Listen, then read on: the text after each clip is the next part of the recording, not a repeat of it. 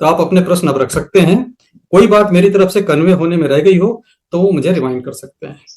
तो आप सबके लिए ओपन है। यस कल्पना मैडम कुछ कहना चाहते हैं? हाँ जी, नमस्ते सर। जी नमस्ते। सर मेरा क्वेश्चन ये है कि जैसे अभी मेरा जो थेरेपी सेंटर है उसमें मैं वीटरा केयर को बहुत अच्छे से यूज कर रही हूँ। जी ठीक है, तो मतलब यूजुअली जब हम जैसे थेरेपी देते हैं तो अभी जो सेंटर में मैंने लेटने वाला जो सिस्टम है वो नहीं किया है। तो क्या आपको लगता है कि वो एक थेरेपी सेंटर के लिए क्या वो इम्पोर्टेंट है, या कोई और ऐसा कोई स्पेसिफिक गाइडलाइन जो कि हमें यूज करना चाहिए थेरेपी सेंटर के लिए? जैसे जो मेरे को दो चीजें ध्यान में आती है, वो एक तो ये है कि जो क्लोथिंग जो लोग पहनते हैं ऑब्वियसली, क्योंकि जो टेराहर्ट्ज है अगर डायरेक्टली बॉडी, मतलब ये मेरा परसेप्शन है, आई मे बी रॉन्ग, बट जो मुझे ऐसा लगता है कि अगर क्लोथिंग ज्यादा मोटी ना पहनी जाए और बहुत पतली पहनी जाए, या जी अगर टेराहर्ट्ज हम डायरेक्ट स्किन पे देते हैं तो उसका इफेक्ट शायद और अच्छा होगा। तो मतलब how can we make the experience की, मतलब जैसे कि ऑब्वियसली अब हर रोज आप नहीं बुला सकते हो किसी को। अगर थेरेपी सेंटर में कोई आएगा तो हम उसको एक दिन छोड़ के एक दिन कोशिश कर सकते हैं, और जब भी बुलाएं उसे, ताकि अब उसे 100% पर उस चीज का इफेक्ट मिले, तो क्या कोई ऐसी स्पेसिफिक गाइडलाइन आप दे सकते हो जो मतलब थेरेपी सेंटर के लिए यूज हो? या जी जैसे सपोज एक हम लोग, जैसे मेरा जो सेशंस होते हैं सर वो 1 घंटे के सेशंस होते हैं ऑलमोस्ट, जी जी जिसमें बिटेरा केयर मेरा ऑलमोस्ट 50 मिनट्स तो चलता ही चलता है, जिसमें 20 से 25 मिनट हम लोग जो 10 पॉइंट प्रोटोकॉल है उसमें लग जाता है, फिर 5 मिनट इधर उधर थोड़ा वेस्ट हो जाता है, और 20 मिनट जो फिर उनका स्पेसिफिक जोन होता है जहाँ पे जरूरत होती है हीलिंग की, जो उनका प्रॉब्लम एरिया है वो हम करते हैं। यस तो क्या ये सही चीज बिल्कुल में फॉलो? बिल्कुल सही है। आप बिल्कुल सही कर रहे हैं। आपके लिए एक आपको टेबल ले लेनी चाहिए जिस टेबल पर आप उनको लिटा सके, क्योंकि खासकर जिनको बैक पेन की प्रॉब्लम रहती है उनको लंबे समय तक खड़े रहना या बैठे रहना प्रॉब्लमेटिक होता है।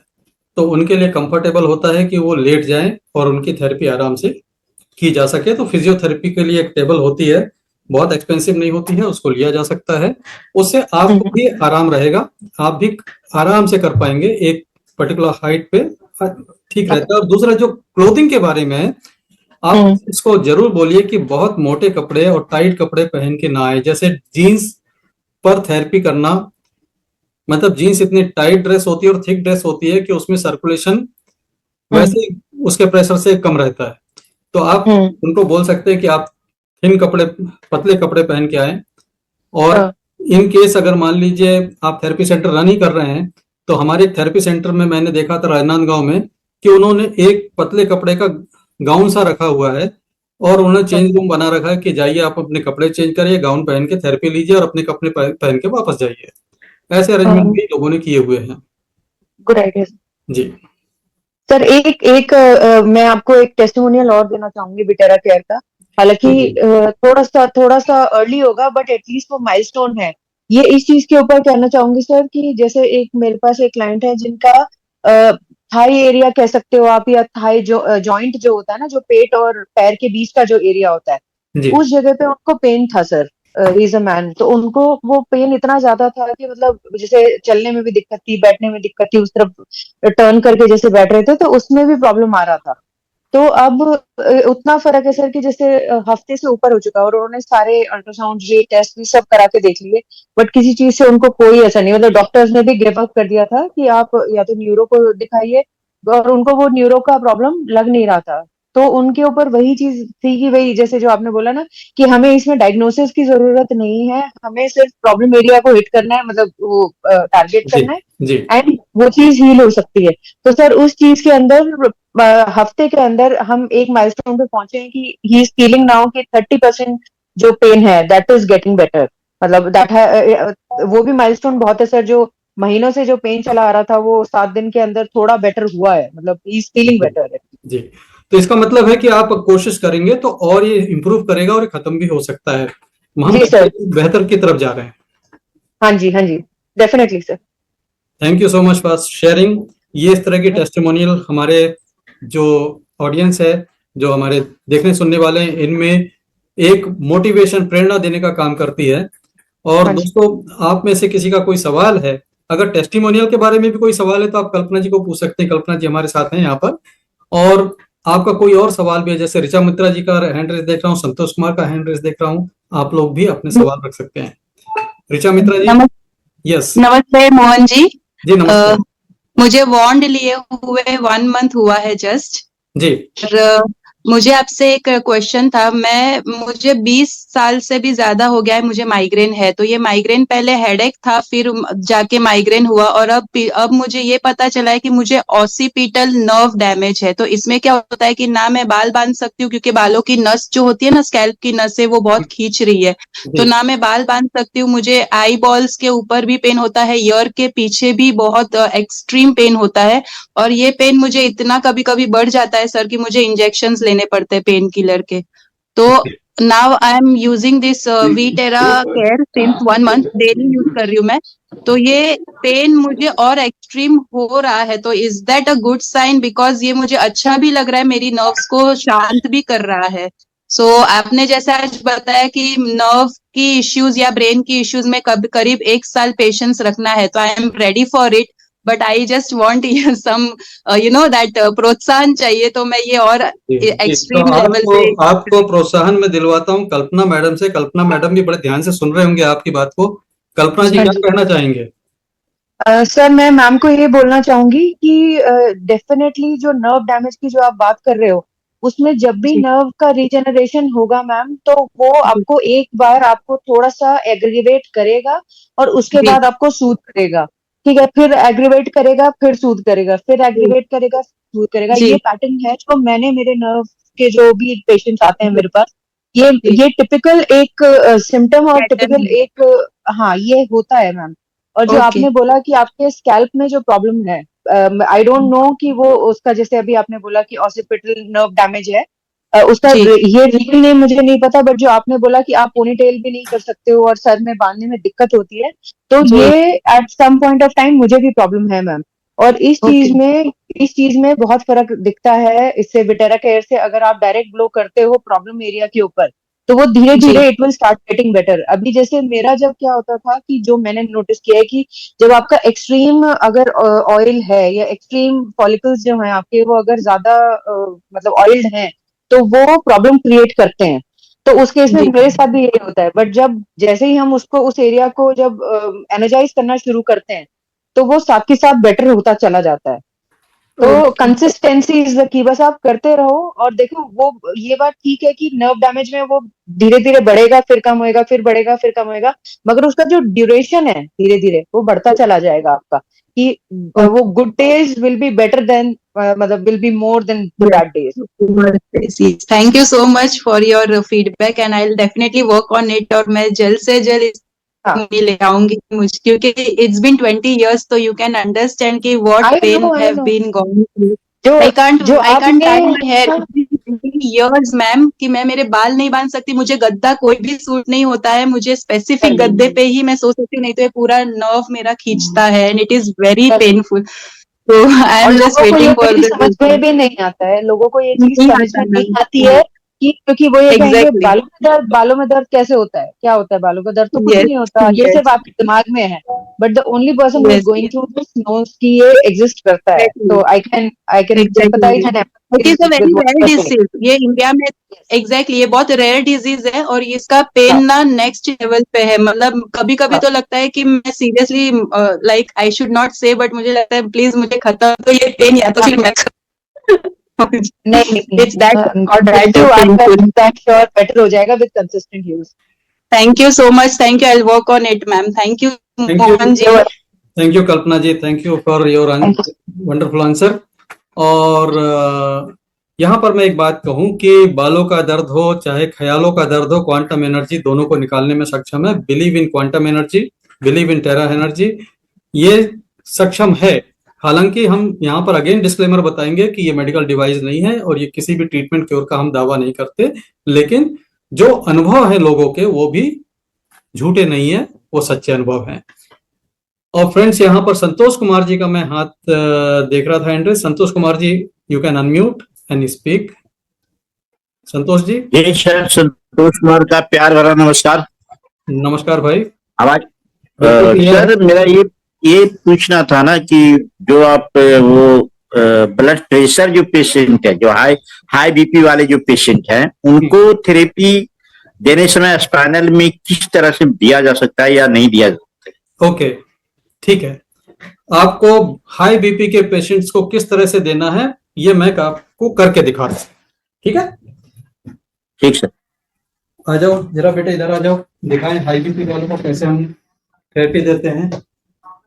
हाई बीपी के केस में आपका ध्यान रखें कि हेड एरिया पे जो पॉइंट नंबर 4 है, इस पॉइंट नंबर जी। 4 को छोड़ देना है, यहां पर ब्लो नहीं, हाँ। ठीक। जी। और जब आप जी। स्पाइन पे ब्लो करेंगे तो स्पाइन पे आप ब्लो करेंगे ऊपर से नीचे की तरफ, ऐसे नीचे की तरफ लेके आएंगे, और जब नीचे पहुंच जाएंगे तो यहाँ से डिवाइस को हाँ। हटा लेंगे, फिर दूर से हटा ऊपर देंगे, करेंगे, फिर नीचे लाएंगे। मतलब ऊपर से नीचे लाना, ब्रश की तरह नहीं चलाएंगे, ऐसे नहीं चलाएंगे, नहीं चलाएंगे। आप सिर्फ ठीक ठीक। ऊपर से नीचे, फिर दूर से गए, फिर ऊपर से धीरे धीरे धीरे नीचे, ये करना है। Downward downward. हाँ। और इसके बाद लो बीपी रहेगा तो लो बीपी रहे तो आप दोनों तरफ चला लीजिए, कोई प्रॉब्लम नहीं है। और यहाँ अच्छे दोनों तरफ। हाँ, और लो बीपी के केस में हेड पे भी चला सकते हो आप, क्योंकि उसमें सर्कुलेशन बढ़ाने की जरूरत है। अब इसमें करना है कंधे से नीचे की तरफ, तो यहाँ हाथ से इसे धीरे धीरे धीरे नीचे लाएंगे और यहाँ पहुंचने, फिर ऊपर से चालू करेंगे, धीरे धीरे नीचे लाएंगे। डिवाइस कोई भी हो सकता है, लाल काला प्रो कुछ भी हो सकता है, आपको करना ऐसा ही है। ये 5 मिनट करेंगे ये साथ पर, 5 मिनट करेंगे वो साथ पर, ये करेंगे। This is for reducing BP. और इसके साथ अगर उनको लिवर का इश्यू है तो लिवर पे ब्लो करें, डायबिटीज का इश्यू है तो यहाँ पे पैंक्रियास के ऊपर ब्लो करें। किसी को हाई बीपी प्लस डायबिटीज है तो इतना करने के साथ साथ स्टमक एरिया को भी 10-15 मिनट ब्लो कर ले, और ये अपने हाथ से किया जा सकता है इस तरह से। तो जब आप स्टमक एरिया को ब्लो करेंगे तो लिवर और पैंक्रियास दोनों के सेल्स पर अच्छा असर होगा, और आपको रिजल्ट अच्छे मिलेंगे। लोगों को मिले हैं, आपको भी मिलेंगे। Thank you sir. स्वागत है आपका, ऑलवेज वेलकम। और किसी का कोई प्रश्न है तो आप पूछ सकते हैं। तरविंदर सिंह रंधावा जी, आपका मैंने हैंड रेज देखा था। हाँ सर, मुझे एक प्रश्न था। जी धर्मेश जी बोलिए। सर, इसको क्लॉकवाइज एंटी क्लॉकवाइज कुछ जरूरी है क्या, कि सिंपली खाली स्ट्रेट ब्लो मिलने से भी काम इफेक्टिव होता है? देखिए, एंटी क्लॉकवाइज कंपलसरी नहीं है, अगर आप क्लॉकवाइज करेंगे तो भी रिजल्ट आ जाएंगे। एंटी क्लॉकवाइज और क्लॉकवाइज इंपॉर्टेंट है सिर्फ और सिर्फ एनर्जी के कारण। अगर एनर्जी का कोई इश्यू है तो जब आप एंटी क्लॉकवाइज चलाएंगे तो हमारी बॉडी में से, हमारे ऑरा में से वो नेगेटिव एनर्जी खत्म होती जाएगी। तो एंटी क्लॉकवाइज क्यों बोला जाता है कि आपको पता है या नहीं पता है, सामने वाले को नेगेटिव एनर्जी की प्रॉब्लम है या नहीं है, आप एंटी क्लॉकवाइज चलाएंगे तो अगर नेगेटिव एनर्जी की प्रॉब्लम होगी तो वो खत्म होगी, और अगर नहीं है तो अच्छी बात है, तो वो चल ही रहा है। किसी को नेगेटिव एनर्जी का इश्यू नहीं है, वो कैसा भी चलाए, क्लॉकवाइज एंटी क्लॉकवाइज। लेकिन कहीं नेगेटिव एनर्जी का इश्यू है तो एंटी क्लॉकवाइज चलाने से नेगेटिव एनर्जी के इश्यूज भी ठीक होने लग जाते हैं 2 to 3 वीक्स में, इसलिए एंटी क्लॉकवाइज बोला जाता है। तो अब आप अगर सक्षम है चेक करने में कि सामने वाले को नेगेटिव एनर्जी है या नहीं है तो बात अलग है, और नहीं है तो फिर तो आप एंटी क्लॉकवाइज चलाते रहिए। ओके। और दूसरा सर, अर्थराइटिस के लेकर के, रूमेटॉइड अर्थराइटिस के केस में तो मिनिमम 3 to 4 मंथ के ट्रीटमेंट तो कंटिन्यूस 1 आवर देना ही होगा। देखिए, रूमेटॉइड अर्थराइटिस के केस में बहुत सारी चीजें हैं जो खाने को मना रहती है। आप उसको नेट पर सर्च कर लीजिए, किसी अच्छे ब्लॉग को पढ़िए, और नहीं तो हमारे ग्रुप में थेरेपिस्ट हैं, वो भी आपको बता देंगे कि कौन कौन सी चीज है जो आपके रूमेटॉइड आर्थराइटिस को बढ़ाती है। खास करके एनिमल फूड सारे बंद करने हैं, मीट नहीं खाना है, अंडे नहीं खाने हैं, दूध भी बंद कर देना है क्योंकि वो भी एनिमल फूड की कैटेगरी में आता है। और रूमेटॉइड आर्थराइटिस जो है एक तरह का ऑटो इम्यून डिसऑर्डर है, तो ऑटो इम्यून डिसऑर्डर कैसा भी होगा तो सबसे पहले अगर कोई आपको मना करेगा तो एनिमल प्रोडक्ट के बारे में मना करेगा कि एनिमल से आई हुई कोई भी चीज अपने को नहीं खाना है। बाकी सब आप खा सकते हैं और इस थेरेपी को ले सकते हैं, लेकिन आप एनिमल प्रोडक्ट बंद नहीं करेंगे और उसको चलाते रहेंगे तो रिजल्ट्स आपको शायद बहुत कम मिले या स्लो मिले, पर एनिमल प्रोडक्ट बंद करने के बाद रिजल्ट लोगों को मिलते देखे गए हैं अच्छी तरह से। ठीक है, तो ये ट्राई करके देखें आप। हाँ। आनंद जी, आप हैंड रेस है आपका। आनंद जी कुछ बोलना चाहते हैं तो बोल सकते हैं। इसके बाद यस कमल सर। जी। जी सर हमारा एक्टिव वाला डिवाइस यूज कर रहे हैं हम रेगुलरली। जी अभी आपके आपसे पर्सनल भी बात हुआ था मेरा। वो जी जंक्शन बोले तो स्टमक और इसोफेगस जॉइंट में जैसा आता है उधर एक ट्यूमर हो गया था। फिर वो ट्रेस होने के उसका पूरा बायोप्सी वगैरह चेक होने के बाद कैंसर बोल के कंफर्म हुआ। हम्म। तो तो निगलने में प्रॉब्लम आ रहा था सर। पानी पीने में भी पानी प्रॉब्लम हो रहा था। एक्टिव डिवाइस चलाने से 2 दिन चलाने से अच्छा तरीके से खाना वगैरह पीना सब कुछ ठीक हो गया। फिर बाद में क्या हुआ, वो डॉक्टर के पास गए तो ऑपरेशन करके निकालना ही अच्छा है बोल के कीमोथेरेपी हुआ, फिर ऑपरेशन भी हुआ। अभी पूरा इसोफिगस ही निकाल दिया है सर। डायरेक्ट स्टमक नेक पे लाके कनेक्ट करके छोड़ दिया है। ओके। हम्म। तो अभी मैं ये सब होने के बाद 2 महीने 1 महीना हुआ है सर ऑपरेशन वगैरह होके। अभी मैं डेली 2 टाइम्स दे रहा हूँ। फर्स्ट फर्स्ट मॉर्निंग में मैं पूरा प्रोटोकॉल कंप्लीट करके 20 मिनट्स बैक पे कर रहा हूँ। अभी क्या हो रहा है, ये एक 4-5 दिन हो गए सर रेगुलरली करते करते। अभी यूरिनरी में ब्लड उनको दिखा है सर, एक ही बार दिखा है। ये पानी कम पीने से होता है सर ये? नहीं, कम पानी पीने से तो ऐसा ब्लड नहीं आता है, ओके। लेकिन अगर वो चार्ज पानी पीते हैं, अगर उनको किडनी हाँ इश्यू सर। नहीं है तो उनको पीना भी चाहिए। चार्ज पानी अगर ओके। पिएंगे तो अंदर कुछ इस तरह की प्रॉब्लम होगी तो हील हो सकती है। और अगर ओके। यूरिन में ब्लड आया है तो मेरी तरफ से ये एडवाइस है कि आप ओके। डॉक्टर को जरूर कंसल्ट करें, कि वजह जानना बहुत जरूरी है कि ये ब्लड आया कहाँ से, राइट। ओके मगर और ये भी अगर हुआ है जांच के सर बाद कि पता चलता है कि कोई ऐसी टेम्परेरी वजह थी तो हाँ फिर सर। सब कुछ ठीक है, फिर आप कर सकते हैं। लेकिन सर आई अभी वुड लाइक टू ऐड। जी जी जी, बोलिए कल्पना जी। हाँ जी सर। तो सर अगर उनका जो ऑपरेशन कितना टाइम हुआ है अभी, आप एक ही महीना बता रहे हो ना होते हुए? हाँ 1 महीना हुआ है मैडम। ओके, अगर 1 महीना हुआ है तो आप क्या डायरेक्ट स्पॉट के ऊपर तो नहीं कर रहे हो जहां पर उनके स्टिचेस नहीं वगैरह नहीं है नहीं वहां madam. Direct?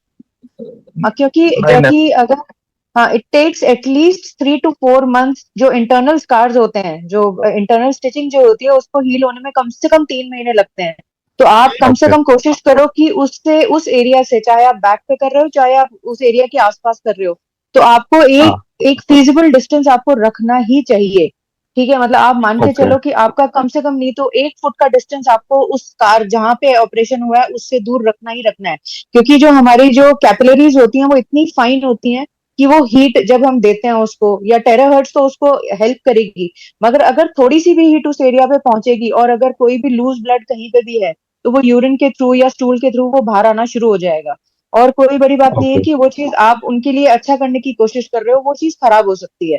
Terahertz help okay. करेगी, तब भी करेगी जब आप उसे दूर से दे रहे हो। दूर से मेरा मतलब ये नहीं है कि आप मेरे कहने का मतलब है जैसे सपोज उनका ईसोफेगस गले के आसपास नहीं है तो आप उनको ओके। पेट पेट पे दीजिए।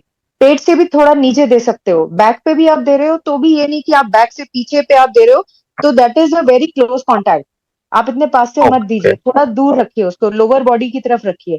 जैसे सर ने बताया अभी तो आप लोअर बॉडी पे रखिए। एक्चुअली मैडम अभी उनको बैठने भी नहीं हो रहा था। अभी स्टार्ट करने के बाद आराम से बैठ रहे हैं वो। कितना हाँ, बहुत देर बैठ रही है अभी। उसमें कोई दिक्कत नहीं है। आप सिर्फ हाँ यूरिन में हाँ ये ब्लड ट्रेस होने से ही अभी उससे भी ज्यादा पीने पानी भी नहीं पी सकते। थोड़ा थोड़ा करके पी सकते हैं मगर एकदम 300 ml ऐसा लेना कुछ ये है हम्म, एक्चुअली थेरेपी करते समय। मगर उतना नहीं ले हाँ, पाते वो लोग। मैक्सिमम एक 100 ml या 150 ml ही ले पाते और लास्ट में भी हाँ, ले लेते। तो हाँ, मेरा ख्याल से उसका नहीं होगा, मुझे मुझे भी लग रहा है। मगर ये हम्म, ऑपरेशन वगैरह होने से हम पूछ के एक हाँ। बार ये करना अच्छा है बोल के। नहीं, आप सर देखिए, जो सर ने जो चीज बताई ना, आप जैसे सपोज अगर आपका ऑपरेशन यहाँ पर हुआ है, ठीक है, उनका ये अगर ऑपरेट ये जहाँ ऑपरेट हुआ है मैडम वो एरिया पे बिल्कुल नहीं कर रहा हूँ। मैं बैक पे कर रहा हूँ हाँ हाँ हाँ और 10 प्रोटोकॉल्स पे कर रहा हूँ डायरेक्टली। हाँ हाँ हाँ, ठीक है। आप मतलब आप कोशिश करो कि अगर जैसे सपोज अगर आप अगर उनका पेट के आसपास कहीं है तो आप अगर थाई बोन को भी आप टारगेट करते हो कुछ टाइम के लिए, तो जो सर ने बताया कि डोरमेंट स्टेम सेल्स जो होते हैं वो एक्टिवेट ओके। होते हैं। ठीक है, और वो अपने ओके। आप ओके। उस जगह पे पहुंच जाएंगे। ओके ओके ओके, ठीक है मैम। जी यहाँ पर आनंद जी आप एक बात देख सकते हैं कि ये प्रो डिवाइस है और प्रो डिवाइस में कोल्ड स्विच होता है जिसमें हीट जरा भी नहीं निकलती है। तो थेरेपी Yes, सेंटर yes, अगर sir. रन कर रहे हैं तो मेरा ख्याल है कि थेरेपी सेंटर में एक कोल्ड ये प्रो डिवाइस होना चाहिए सो दैट ऐसे पेशेंट्स को आप बिना हीट का टेराहर्ट्ज सेफली दे सकें। हाँ हाँ हाँ सर, ओके।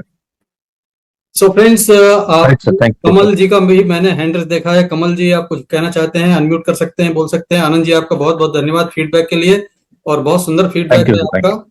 और लेकिन तमाम टेस्टिमोनियल के साथ हमारा डिस्क्लेमर हमेशा रहेगा कि this is not a medical device and we don't claim to cure और ट्रीट एनीथिंग। कमल जी। जी नमस्कार सर। जी नमस्कार, बोलिए। सर ये नेक के ऊपर ये इसका डेमो दिखा दो मुझे, नेक के ऊपर जो थेरेपी करते हैं तो नेक- इसमें। हाँ जी, ये 6 नंबर पर है ना जो प्रोटोकॉल में। अच्छा अच्छा अच्छा अच्छा हाँ, इसका एक बार डेमो दिखा दो तो इसमें मैं कंफ्यूज हो जाता हूँ बार बार। अच्छा, ठीक है जी, बिल्कुल दिखा देते हैं और आपको पॉइंट भी शेयर करके दिखा देते हैं कि नेक मतलब बोलेंगे तो ये पॉइंट नंबर 5 और 6। 6। 6 ओके ओके ओके, ठीक है, आपको अभी दिखाते हैं। बेटे इधर आओ।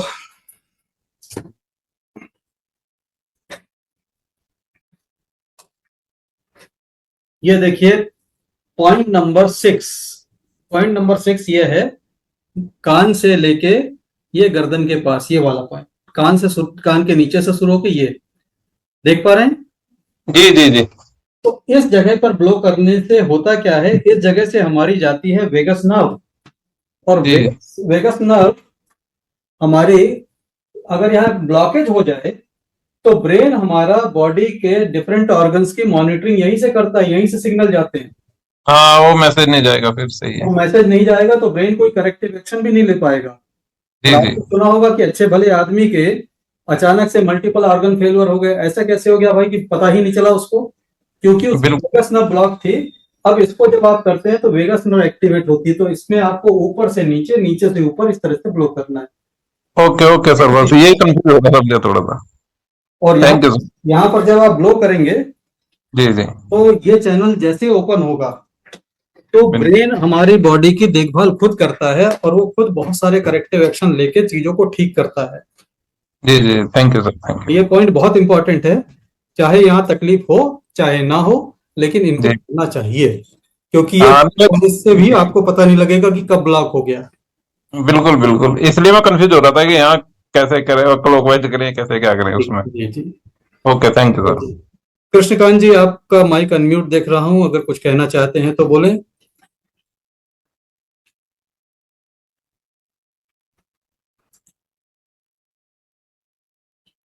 लगता है एक्सीडेंटली माइक ओपन हुआ है। हाँ जी, मैं मिश्रा जी कुछ जी। कहना चाहता हूँ। हाँ जी अशोक सर। हाँ, एक तो मुझे आपसे जानना है कि जब हम लिवर और पैनक्रियास थेरेपी कर रहे हैं तो how much should be the distance? Sir यहाँ पर एक बात का हम बिल्कुल क्लियरिटी रख लें, माइंड में बेसिक समझ जाएं तो सवाल हाँ के जी। जवाब अपने आप निकल आते हैं। जी जी। दो चीजें हैं, एक टेराहर्ट्ज की फ्रीक्वेंसी है और एक हीट है। जी हीट क्या करती है, वाटर रिटेंशन को खत्म करती है और सर्कुलेशन को इंप्रूव करती है। ये दो ही काम हीट के हैं, वाटर रिटेंशन रिमूव करेगी और सर्कुलेशन, ब्लड सर्कुलेशन को बेहतर बनाएगी।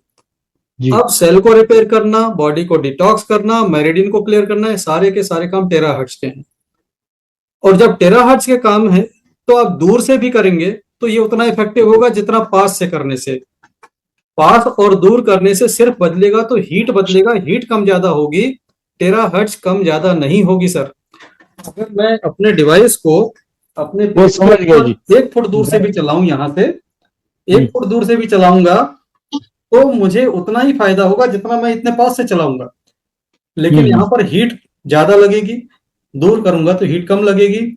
आपको हीट उतना ही रखना है जितने में आप कंफर्टेबल फील करें, जी। क्योंकि ठीक 15 है से जी। 20 मिनट करना है। 15 से 20 मिनट अगर पास से करेंगे तो ज्यादा हीट बिल्ड हो जाएगी, इसलिए दूर से ही करना ठीक है। 12 इंच से 18 इंच, 1 से 1.5 फुट दूर से करें, टेराहर्ट्ज विल वर्क। और कितने मिनट के लिए जी? Sir 15 to 20 minute. 15 to 20। या अच्छा, एक सवाल थोड़ा अजीब सा है। मैं भी सुनता रहा हूँ, अपनी जी साइंस में पढ़ा है, और आपने अभी बताया जी कि हमारा शरीर जो है जी वो वो बदल जाता है जी हर बार। जी बचपन में अलग होता है, स्कूल में अलग, ऐसे ही मतलब जी बढ़ते बढ़ते तो पता नहीं कितने शरीर आप बदल लेते हैं। जी तो जी जब शरीर बदल जाता है, नया बन जाता है, तो जो बीमार आदमी है वो बीमार क्यों रहता है? यस, उसका वेरी शरीर तो बदल वेरी गया, नाइस, वेरी नाइस। मतलब बीमार बीमार है और बीमार होता जा रहा है, और जी उसके सेल जो है रिजुमिनेट होके, चेंज होके, तो उस पे तो जवानी आनी चाहिए, बिल्कुल ठीक लेकिन है वो और बुढ़ापा होता जा रहा है। सर, इसका जवाब बिल्कुल सिंपल है कि हमारे जो 70 ट्रिलियन सेल्स हैं, जी ये हमारी हर बातचीत को सुनते हैं। जैसे आप मुझसे अभी बातचीत कर रहे हैं ना, तो आपके 70 ट्रिलियन सेल और मेरे 70 ट्रिलियन सेल इस कन्वर्सेशन को सुन रहे हैं। अगर मैं कुछ नहीं बोलूं, मुंह से अंदर सोचता रहूं, तो वो थॉट को भी सुन रहे हैं और उसका प्रभाव उन पर पड़ता है। तो किसी व्यक्ति ने अपना थॉट पैटर्न नहीं बदला तो उसको वो प्रॉब्लम सालों साल बनी रहनी है। जब तक मनोमय कोश से बीमारी की इंफॉर्मेशन बाहर नहीं निकलेगी, तब तक सेल ठीक नहीं हो सकते। इस बात को मैं अपने सेशन में एक अलग तरीके से समझाता हूं, बहुत जल्दी समझ में आ जाता है लोगों को कि जी किसी एक स्कूल में मैथ्स में बच्चे बड़े कमजोर हैं और फेल हो जाते थे, और स्कूल बदनाम हो गया कि इस स्कूल के बच्चे मैथ्स में हमेशा फेल हो जाते हैं। लेकिन एक दिन क्या हुआ कि मैनेजमेंट ने मैथ्स का टीचर बदल दिया। अब उसी स्कूल के बच्चे मैथ्स में पास होने लग गए। तो ये बच्चे हैं हमारे, समझ लीजिए, बॉडी के सेल्स, और टीचर है हमारी एनर्जी बॉडी।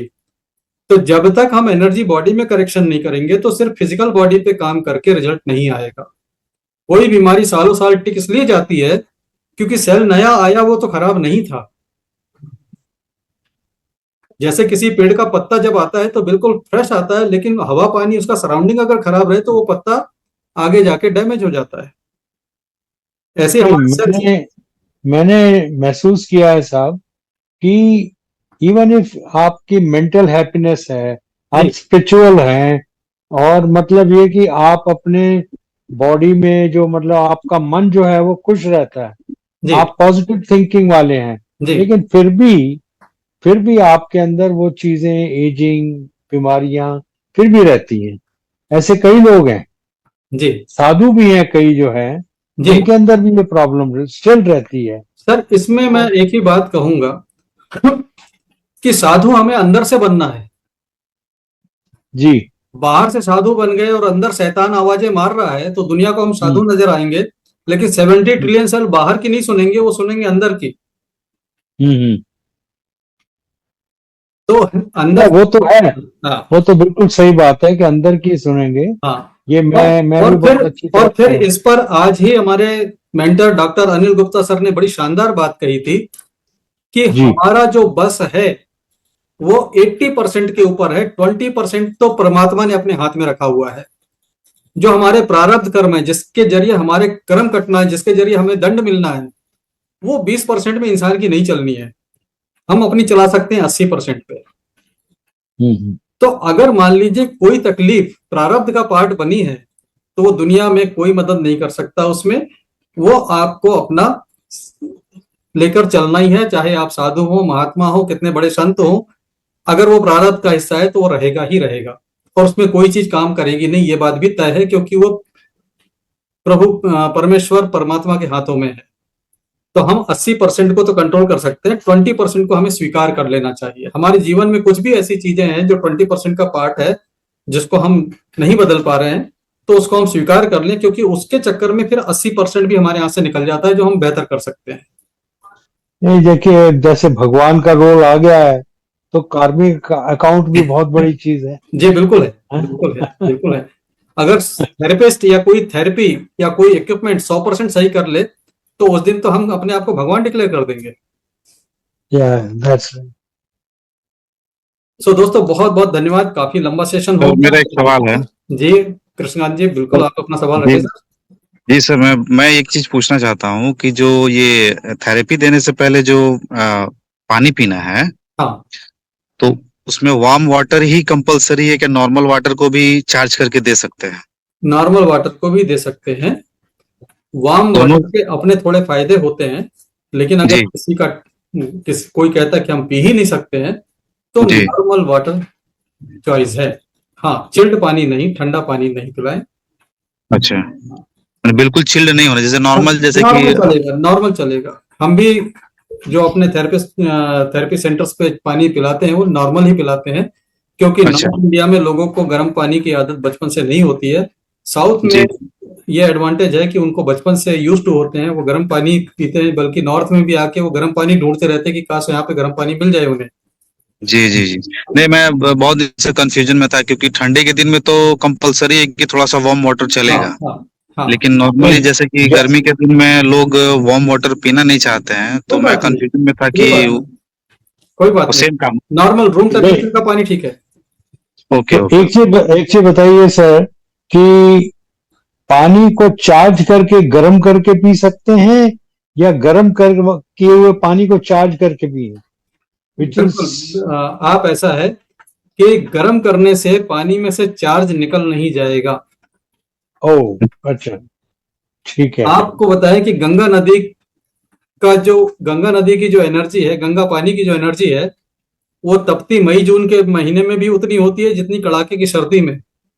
जी जी। टेम्परेचर से एनर्जी पर कोई फर्क नहीं पड़ता है। अच्छा नहीं, ठीक है हमारी सर। साइकोन्यूरोबिक साइंस में जी उसमें ऑरेंज कलर से चार्ज करते हैं, जी जी। लेकिन चार्ज करने के बाद तो गर्म कर दिया तो चार्ज खत्म हो जाता है, नहीं, लेकिन इसलिए पूछा ये था। ये अलग तरह का क्वांटम एनर्जी है, हाँ, अलग तरीके का है, और ठीक मैंने है। इसको प्रैक्टिकली चेक भी किया हुआ है अपना स्कैनर निकाल के, कि पानी को जी, चार्ज कर दिया, किचन में उबाल दिया और फिर लाके चेक कर रहा हूं तो एनर्जी बराबर उतनी ही मिल रही है, कम नहीं हो रही। ठीक है जी, वेरी नाइस। सर एक सवाल है मेरा। जी बोलिए। अपना जो पेन प्रोटोकॉल है सर, इसमें अपने फ्लो देते हैं, उसका जो सीक्वेंस है वो सीक्वेंस अगर आगे पीछे कुछ हो गया तो चलता है क्या? कोई प्रॉब्लम नहीं है, आगे पीछे हो गया तो कोई प्रॉब्लम कोई है ना? प्रॉब्लम नहीं, कोई प्रॉब्लम नहीं है। उसमें सीक्वेंस इंपॉर्टेंट नहीं है, वो 10 पॉइंट कवर करना इंपॉर्टेंट है। अच्छा, आगे पीछे हो गया तो लेकिन 10 हाँ पॉइंट जरूर। हाँ, ऐसा कुछ नहीं है कि आपने कोई पॉइंट स्किप कर दिया, आप दोबारा उसको जाके कर सकते हैं। मान लीजिए 2 हाथ कर लिए, पैर के तलवे कर लिए, स्पाइन, और उसके बाद आपने आगे बढ़ गए, कुछ पॉइंट छूट गए, तो कोई बात नहीं, आप उसको कर लीजिए। टोटल सेशन में 10 पॉइंट हो जाना चाहिए, बस, दैट्स ऑल। सो फ्रेंड्स, बड़ा अच्छा लगता है जब इस तरह की इंटरेक्शन होती है। आप जब सवाल पूछते हैं तो मुझे बिल्कुल तसल्ली हो जाती है कि आपने पूरी तल्लीनता से, ध्यान से पूरे सेशन को सुना है, समझा है, क्योंकि जब हम सुनते हैं तभी सवाल आते हैं। सवाल 2 ही स्थिति में नहीं आते हैं, या तो सब कुछ समझ में आ जाए या कुछ भी समझ में ना आए, ऐसी स्थिति में सवाल नहीं आते हैं। लेकिन जो बीच की स्थिति होती है, जो सामान्य है, उसमें सवाल आते हैं, और सवाल वास्तव में मुझे प्रोत्साहित करते हैं, क्योंकि आज मेरे पास जितनी भी जानकारी है, जितनी भी नॉलेज है, वो सवालों के जवाब ढूंढने से आई है। आप भी सवालों के जवाब ढूंढते जाएंगे, आपकी भी नॉलेज बढ़ती चली जाएगी। तो बस यहाँ पर सेशन को विराम देते हैं, और कल किस बात पर मोहन सर, ये हम पोस्ट करेंगे ग्रुप में। हाँ, किसी का कोई प्रश्न है तो बोल सकते हैं। कौन है? मोहन सर, मैं अजय आनंद बोल रहा हूँ दिल्ली से। जी आनंद साहब। इस सब्जेक्ट को, इस डिवाइस के बारे में इतने अच्छे तरीके से, इतने सिंपल तरीके से आपने समझाया है, बेहतरीन था sir, excellent. Thank you sir, thank you.